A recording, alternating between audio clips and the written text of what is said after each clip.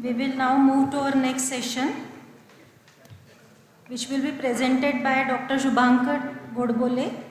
He is consultant gastroenterologist and IBD specialist at Midas Hospital. He will be presenting on the approach to chronic constipation. I also request Dr. Abhishek Varke sir, Dr. Rahul Senani, Dr. Deepak Bahekar, Dr. Prashant Vaichal to chair the next session.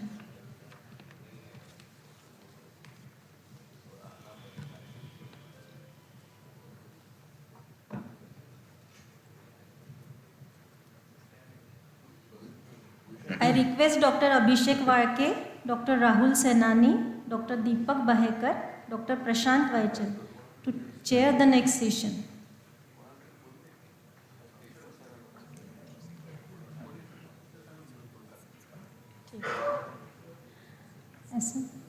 I request Dr. SN sir to chair the session.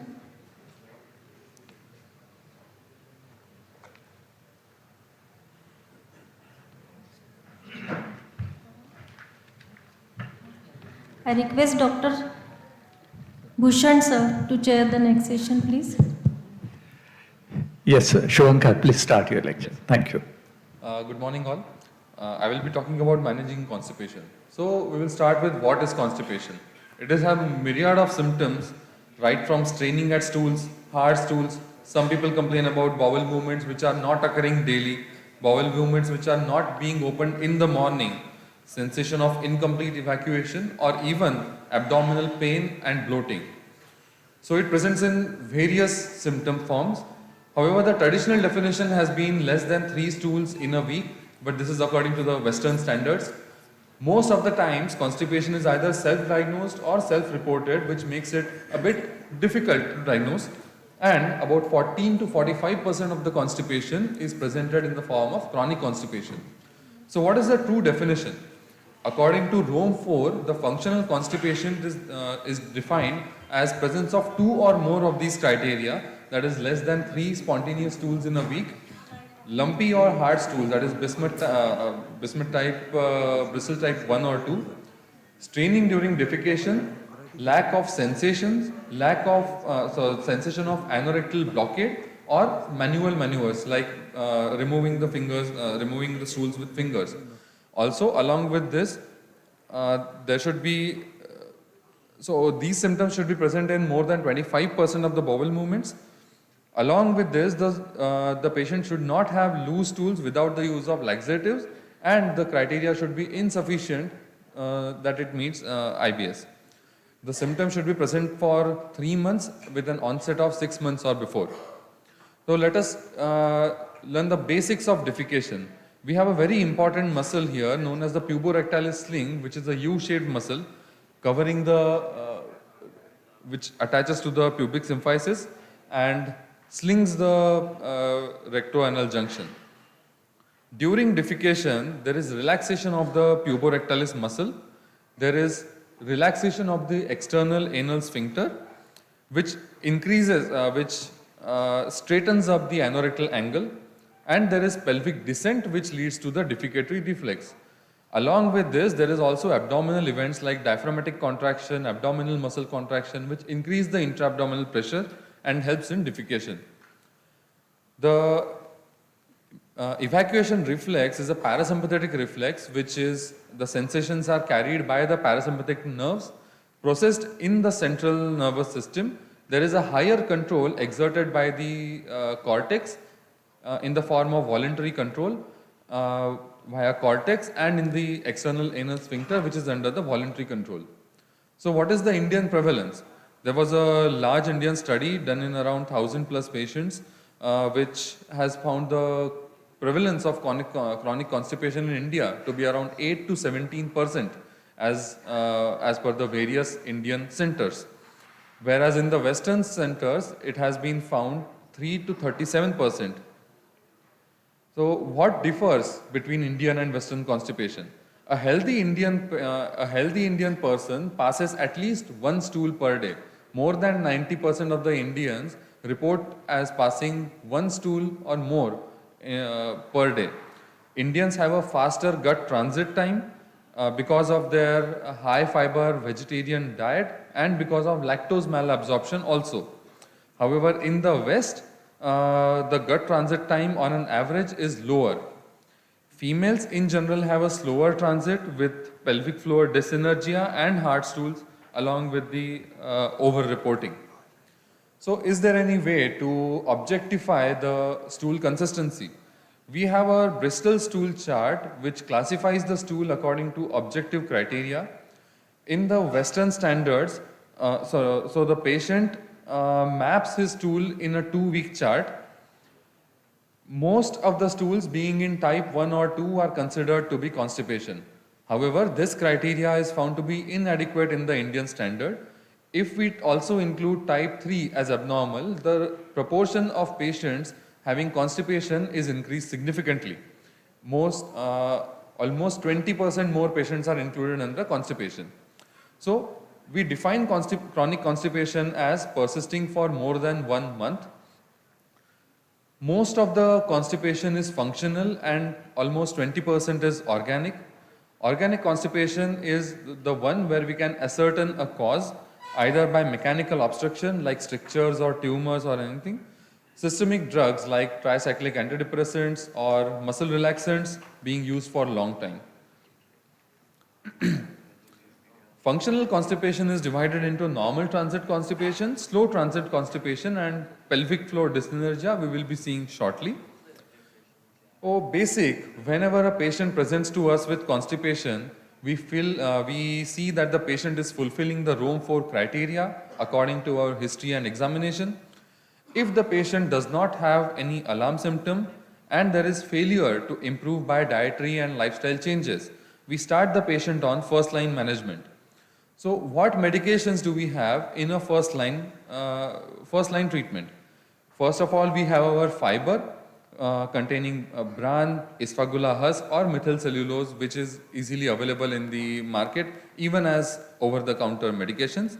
There are osmotic laxatives like milk of magnesia, polyethylene glycol or lactulose, which draw the water inside the gut lumen and bulk up the lumen. There are stimulant laxatives like bisacodyl, sodium picosulfate and senna. There are stool softeners like liquid paraffin or sodium docusate. Enemas and suppositories can be used like soap water enema or glycerin enema. We have opiate receptor antagonists like albumopan or mainly for the opioid induced constipation, we have methyl naltrexone. In evaluation, we have colonoscopy, colonic transit studies, anorectal manometry and balloon expulsion test along with difficography. So out of these, colonoscopy tries to find out structural abnormalities, whereas rest of the studies try to find out physiologic abnormalities. Let us come to a case scenario where we have a middle-aged male who has constipation since past 2 months, which is recent onset constipation. The patient complains of incomplete evacuation. The bowel movement, which was initially every day, now has gone to once in 3 days. The patient has type 1 to 2 Bristol type stools and also complaints of right iliac fossa, crampy abdominal pain. Along with that, he has history of decreased appetite and weight loss. So how do we proceed next? Let us first analyze the alarm symptoms. Our patient is more than 45 years of age. He has anorexia, he has unintentional weight loss, some amount of GI bleeding. Rest of the symptoms are notably absent. So, in presence of alarm symptoms, we always subject our patient to colonoscopy where we rule out any structural disease. So, we performed a colonoscopy which showed us a colonic mass. We can see here there is a ulceroproliferative lesion in the colon. We can also proceed with CT or MRI in order to further delineate the anatomy and in order to plan for surgery. So this patient we could pick up because of colonoscopy. However, in the absence of alarm symptom, the yield of colonoscopy is a little low. So the case summarized as refractory symptoms. However, the patient had alarm signs and it is not a case of functional constipation. This case is a case of secondary constipation. Next case, we have our 68-year-old housewife who has multiple vaginal births. She complains of hard, lumpy stools with occasional digital evacuation and abdominal bloating. We have to subject this patient to digital rectal examination. As the old dictum goes, there are only two contraindications for a per rectal examination, either the patient without rectum or a doctor without finger. DRE still remains underutilized in our clinical practice. We can pick up so many things from the digital rectal examination, like whether there is any growth, there are any fissures or prolapse. We can also find out the physiology of defecation, the resting and squeeze pressures, the relaxation of the sphincter, and the perineal descent. Clinically, the dyssynergia is said when there is either inability to contract the abdominal muscles, paradoxical contraction of the anal sphincter, or the absence of perineal descent. Any two of these criteria can be taken as clinically dyssynergic defecation. Digital rectal examination is found to be in fact more sensitive than the balloon expulsion test which we do on manometry, and the specificities are the same. So coming to ionorectal manometry, this is the standard solid state manometry. We have a catheter along with balloon which we insert rectally and tell the patient to expel. Whenever the patient cannot do a balloon expulsion test within 2 minutes, we call it as failure to expel, and that indicates pelvic floor dyssynergia. It has a very high specificity of 80 to 90%. However, the sensitivity is slightly low. We classify the dyssynergic defecation into 4 types depending upon the graph. We can also utilize MR defecography in order to ascertain. This is a dynamic MRI which will tell us how the pelvic movement is during defecation. However, it is not widely available and it is mostly done in supine posture which cannot mimic the natural posture. So the summary of this case is that the patient had refractory constipation, there were no alarm symptoms, abnormal anorectal manometry which showed pelvic floor dyssynergia. What to do next? Standard medical therapy like bulk laxatives, stimulant laxatives are not very useful in managing pelvic floor dyssynergia because the dysfunction is not at the colonic level but at the psychological level mainly. So the initial line of management here remains biofeedback therapy. That means teaching the patient how to properly evacuate. We teach the patient diaphragmatic breathing exercises.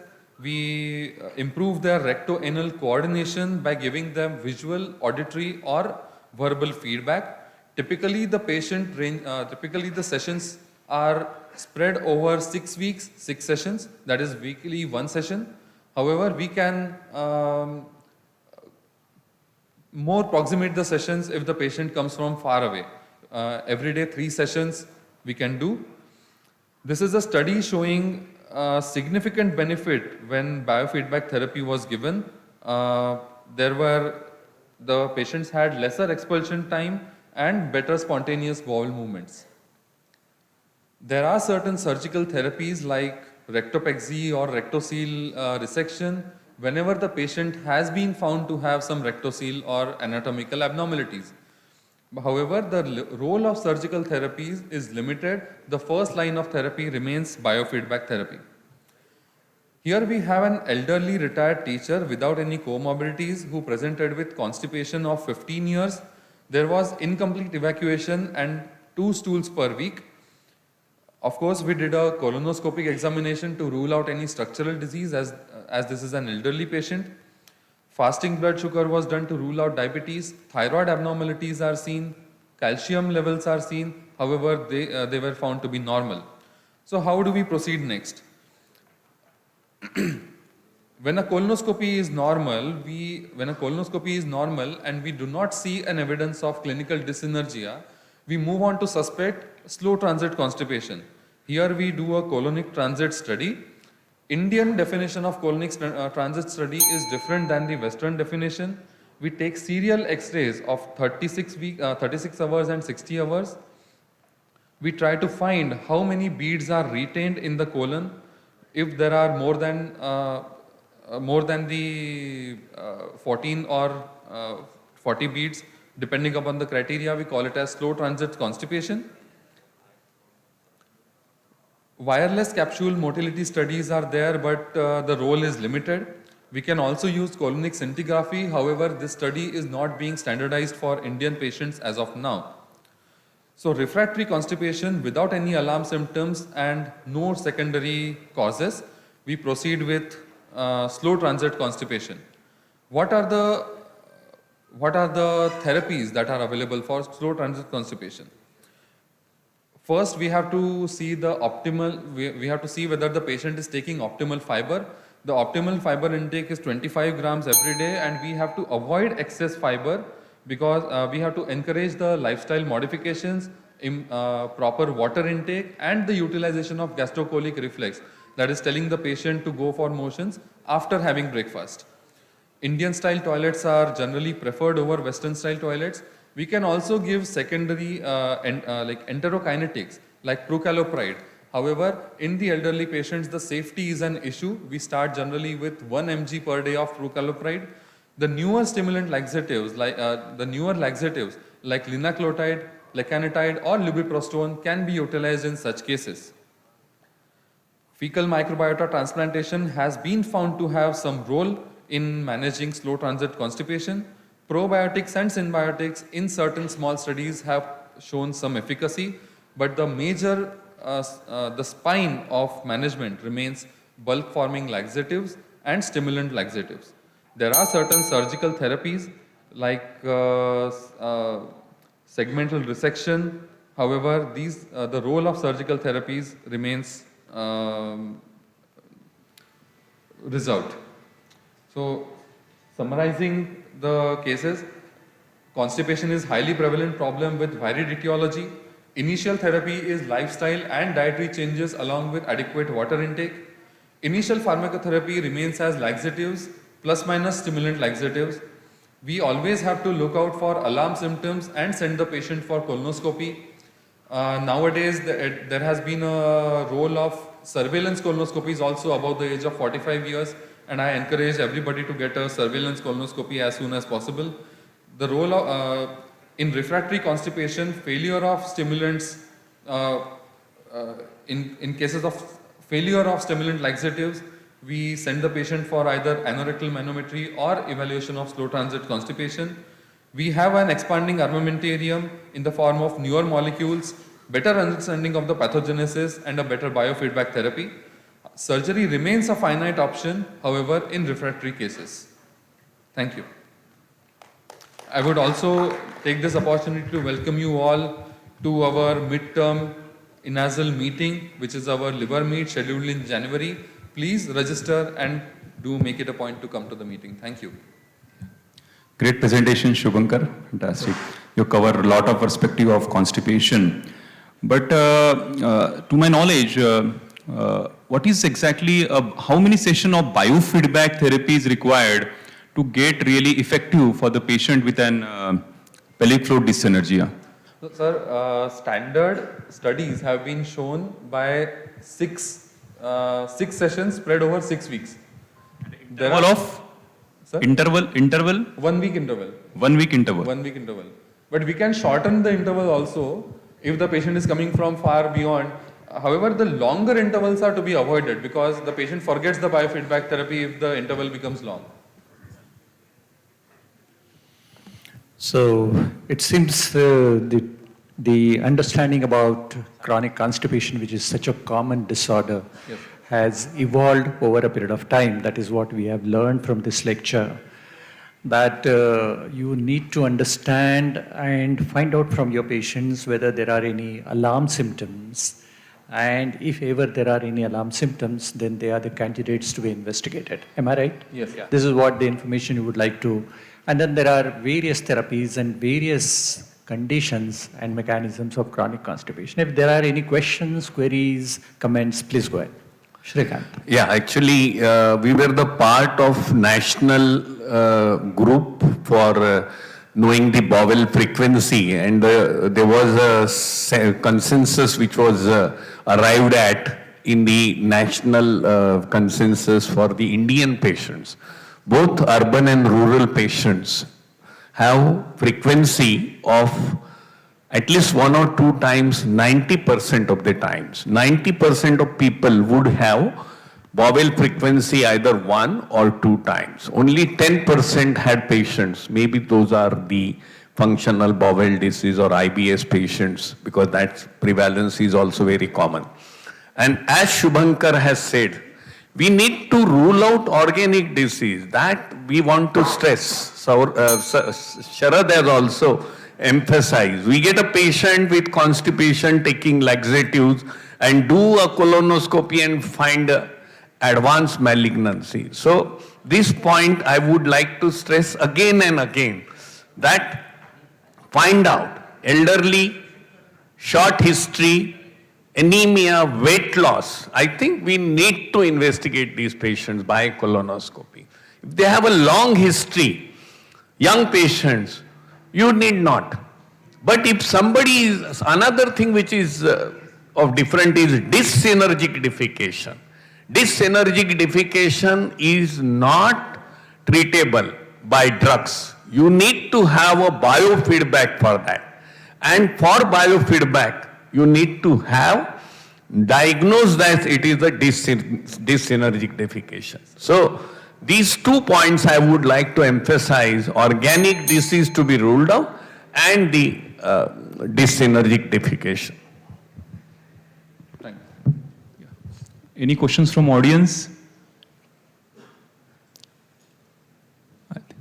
Yeah, thanks. So thank you, Shubhankar, for a very enlightening lecture on this topic, which is a very common symptom which we all face. I close this session. Thank you very much. Thank you, Dr. Shubhankar, for nice and important topic. Thank you, chairpersons.